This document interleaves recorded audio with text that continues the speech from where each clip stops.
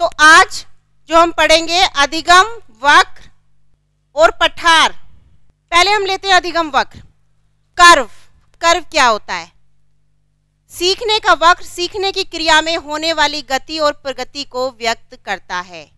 जैसे graph paper पर आप बनाते हो ना, इस चित्र में देखिए थोड़ा ध्यान से, इसमें एक बच्चा डाउन जा रहा है, एक अप जा रहा है। कर्व में आप कुछ भी दिखा सकते हो, कुछ भी हो सकता है, अप एंड डाउन। आपकी प्रोग्रेस जो चल रही है उसको ग्राफ पेपर पे दिखाना, ठीक है, डायग्राम के माध्यम से दिखाना, वो आपका कर्व है, वक्र है।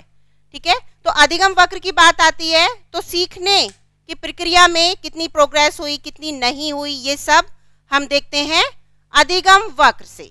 देखिए ये जो दिखा रखा है इसमें अभी कोई ऐसा यहाँ पर डेटा वगैरह कुछ नहीं है, केवल एक वक्र दिखा रखा है। ये नेगेटिव भी हो सकता है, पॉजिटिव भी हो सकता है। अभी हम केवल वक्र की बात कर रहे हैं। ठीक है, उन्नति भी हो सकती है और अवनति भी हो सकती है। अधिगम वक्र के प्रकार की बात करेंगे, जिसमें पहला है ऋणात्मक उन्नति सूचक वक्र। इस प्रकार के वक्र से अधिगम की क्रिया में ठीक प्रगति दिखाई पड़ती है। अभ्यास के बढ़ने के साथ साथ उन्नति की गति धीमी पड़ती चली जाती है।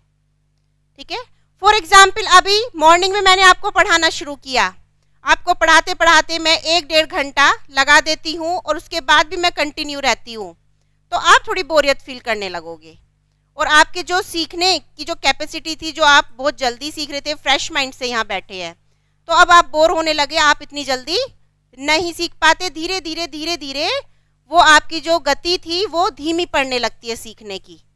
और लगातार अगर मैं शाम तक ऐसे ही आप लोग पढ़ते रहे तो लास्ट में जाकर आप थक जाते हैं और आप सोचते नहीं अब नहीं हो रहा है। तो वो जो गति जब धीमी पड़ती है, पहले तेज थी लेकिन फिर धीमी हो गई, तो इसको हम बोलते हैं ऋणात्मक उन्नति सूचक वक्र।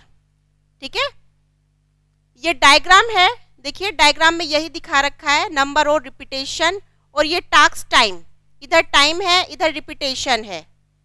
जितना रिपीटेशन होगा उतना ही कर्व नीचे गिरता चला जाएगा। जैसे यहाँ पर दिखा रखा है, इससे शो हो रहा है, आपको देखते ही समझ में आ रहा होगा कि इसमें नीचे की तरफ जा रहा है, एक व्यक्ति नीचे की तरफ जाते हुए दिखा रखा है। यानी पहले प्रोग्रेस ज़्यादा थी, लेकिन अभ्यास के साथ साथ जैसे जैसे समय बीतता चला गया आपकी प्रोग्रेस कम होती चली गई। ऋणात्मक उन्नति सूचक वक्र। नेक्स्ट, धनात्मक उन्नति सूचक वक्र। इस प्रकार के वक्र में उन्नति की गति कम होती है। बाद में उन्नति की गति में अभ्यास के साथ साथ वृद्धि होती चलती है। ठीक है, आप जैसे यहाँ पर बैठे हैं, आपको मैं पढ़ा रही हूँ, कुछ ज्योग्राफी में कुछ पढ़ा रही हूँ कि आज चलो चंद्रमा और पृथ्वी के बारे में पढ़ते हैं। आप उसके बारे में नॉलेज नहीं रखते हैं, आप पहले ही आपको इस सब्जेक्ट से थोड़ा डर लगता है और आप थोड़े बैठे कि अरे नहीं मज़ा नहीं आएगा। लेकिन जब मैंने पढ़ाना शुरू किया आपको समझ में आने लगा, तो आपने और इंटरेस्ट दिखाया और आपकी गति बढ़ती चली गई कि अरे भाई तो अच्छा चैप्टर है, इसे तो पढ़ना चाहिए। या आप कंप्यूटर चलाने बैठे, आपको ये लग रहा था नहीं मैं कर नहीं पाऊंगा, लेकिन आपको धीरे धीरे इसमें इंटरेस्ट आने लगा, गति बढ़ती चली गई। ठीक है, तो इसमें अभ्यास के साथ साथ वृद्धि होती चलती है। आप उसमें इसको इस तरह से भी ले सकते हैं कि आपको लैपटॉप चलाना नहीं आता था, प्रैक्टिस के साथ साथ आपने रोज प्रैक्टिस की और आपको वो ठीक तरीके से चलाना आ गया। इसी तरह से मैथ है, संगीत है, कई सब्जेक्ट ऐसे हैं जहां आपको बार बार प्रैक्टिस आपने की। ठीक है, तो उसके साथ साथ आपको इंटरेस्ट बढ़ता चला गया और आपकी उन्नति होती चली गई। अभ्यास के साथ साथ और आप उसमें एक्सपर्ट होते चले गए।